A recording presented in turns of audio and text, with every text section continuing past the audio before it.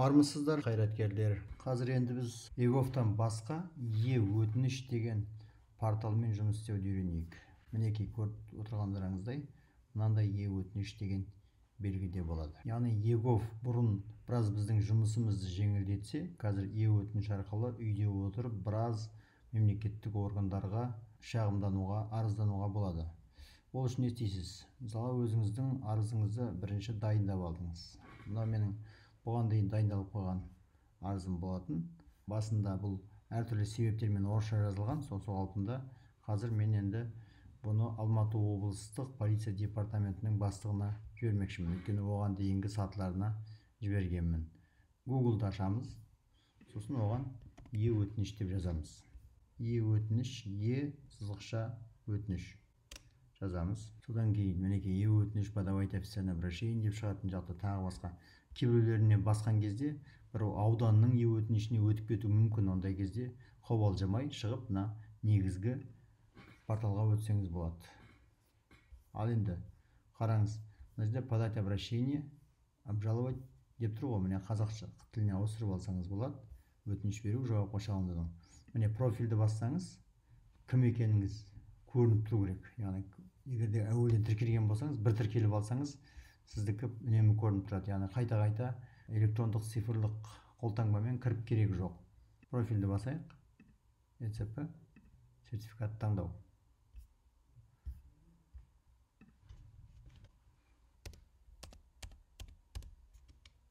Қазір өтеді. Мынау бұған дейінгі берген менің арыздарым шығып тұр. Яғни мен өтініштің өзіне қайтадан өтемін. Қазақ тілін таңдайық. Өтініш беру. Өтініш беру, хабар бересіз бе, ұсыныс бересіз бе, үн қосасыз ба, тағы басқасы. Мына жерде біздің беретініміз арыз. Жалғастыру. Енді мына жерде мемлекеттік орган. Мынаны бассаңыз, министрліктер, әкімдіктер және басқа мемлекеттік органдар деп шығады. Бізге Алматы облыстық полиция департаменті керек болғаннан кейін, он министрліктің ішіне кіреді, бірақ басқа мемлекеттік органмен көрейік бірінші. Полиция департаменті. Басын бастап бастасаңыз, бастайды ол. Полиция департаменті. Мына жерде ол көрініп тұрған жоқ. Демек, оны біз басқа мемлекеттік орган емес, неге артқаны басасыз. Артқаны басқан кезде қайттан бұрынғы орнына келеді. Министрліктер. Басайық.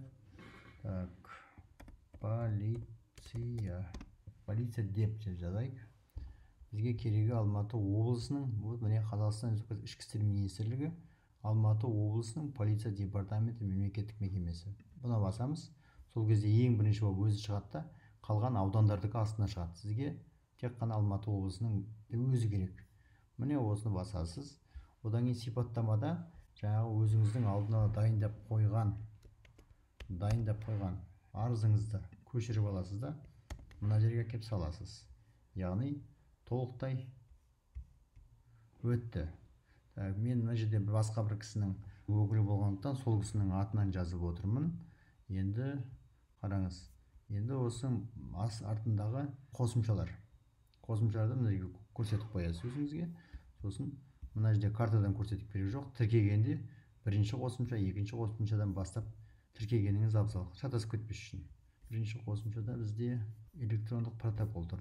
Электрондық протокол, ол мінекей. Протоколда. Екінші қосымша бізде заявление начальнику Илийского района. Мінекей заявление. Қағаз заявлениенің көшірмесі. Үшінші қосымша бізде скриншот. 496 ғой. 496. Яғни мына екі скриншотты аламыз. Біреу. Одан кейін 496 екеу. Одан кейін барып 5516. 5516-ның скриншоты біреу. Одан кейін екеу. Осы екеуін жасадыңыз. Мынау адресі онсызда көрініп тұр. Мына қол қою және жіберу. Бізге сұрайды. Қолды қалай қойы? Digital ID мен бе, әлде ECP Insider мен бе? ECP-ні таңдаймыз. Одан кейін мінекей мына. Кейбір компьютерлерде бетіне шығады, кейбір компьютерлерде екінші бетіне шығады. Менде мысалға ол екінші бетінде шығады. Ал енді қол қоятын кезде адам басылатын емес, ырдан басылатын таңдайсыз. Өйткені адам басылатыны тек бір порталға кіру үшін ғана. Ал Бірдан басатыны қол қою. Бірдан басатыны қол қою. Міне өтініш жіберілді. Өтініш жіберілді, рахмет дейді. Сіз тағы бір бассаңыз болады. Сол кезде нөмірмен шыға келеді. Қандай өтініш, қандай нөмірмен берілді. Осы арқылы сізге хабарламалар келіп тұрады. Мысалға, менің өтініштерім дегенді бассаңыз, бұған дейінгі берген өтініштеріңіз тіркеліп тұрады. Айталық, мысалға, Алматы облысының прокурорына берген арызды ашайық. Сосын ең соңғы бетіне қарасаңыз, мінекей қашан тіркелді, одан кейін барып қашан тіркелді және қай күні кімге жіберілді. Мінекей 29 наурыз күні мына кісіге жіберілді, сол күні мына кісіге жіберілді, одан мына кісіге жіберілді. Қазір енді департамент полицияға өздері де жіберіп тұр екен мына кісілер. Демек, бұл осының жолы сізге SMS арқылы сіздің телефоныңызға түсіп тұрады.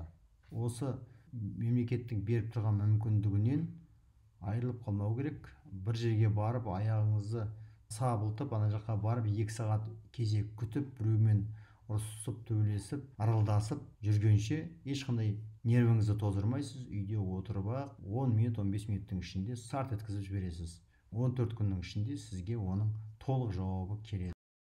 Бұл қайраткер құқықтық практикалық курсының кәсіптегі құқықтар деп аталатын бөлігінің бір моменті болатұғын. Ал арызды қалай жазу керек екендігі және эгофпен жұмыс істеу, сол сияқты басқа да өзіңізге жолыққан құқықтық мәселелерді шешу жолдары басқа сабақтарда өтіледі. Қатысам десеңіз, көрсетілген телефонның WhatsApp-ына жазыңыз.